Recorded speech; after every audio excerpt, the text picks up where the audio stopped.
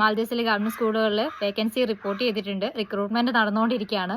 അപ്പോൾ ആരെങ്കിലും ഇവിടെ മാൽദീവ്സിലെ ഗവൺമെൻറ് സ്കൂളിൽ ജോലി ചെയ്യാൻ താല്പര്യമുള്ള ആൾക്കാരുണ്ടെങ്കിൽ അവർക്ക് വേണ്ടി ഈ ഒരു വീഡിയോ ഷെയർ ചെയ്ത് കൊടുക്കാം കേട്ടോ. അപ്പോൾ നമുക്ക് വീഡിയോയിലോട്ട് പോകാം. നിലവിൽ വേക്കൻസികൾ റിപ്പോർട്ട് ചെയ്തിട്ടുള്ള കുറേ വിഷയങ്ങൾക്ക് വേക്കൻസികൾ റിപ്പോർട്ട് ചെയ്തിട്ടുണ്ട്.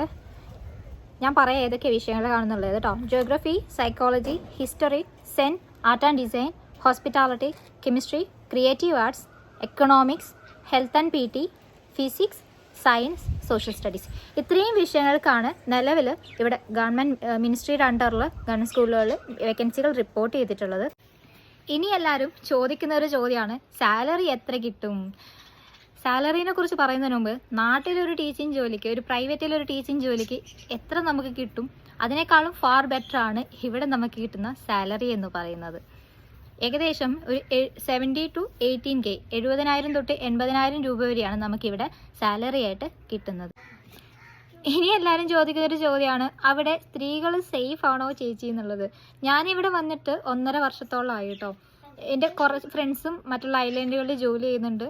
ഞങ്ങൾക്ക് ഇതുവരെയും യാതൊരുവിധ സേഫ്റ്റി ഇഷ്യൂസോ കാര്യങ്ങളോ വന്നിട്ടില്ല.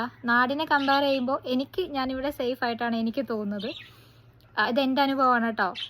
ഒരുവിധം മിക്ക ആൾക്കാർക്കും സേഫ് തന്നെയാണ്. പിന്നെ എവിടെ പോയി കഴിഞ്ഞാലും, അത് ഏത് സ്ഥലമാണെങ്കിലും, നാടാണെങ്കിലും പുറം രാജ്യമാണെങ്കിലും, നമ്മളായിട്ട് നിൽക്കുക, അനാവശ്യമായിട്ടുള്ള കാര്യങ്ങളിൽ ഇടപെടാതിരിക്കുക.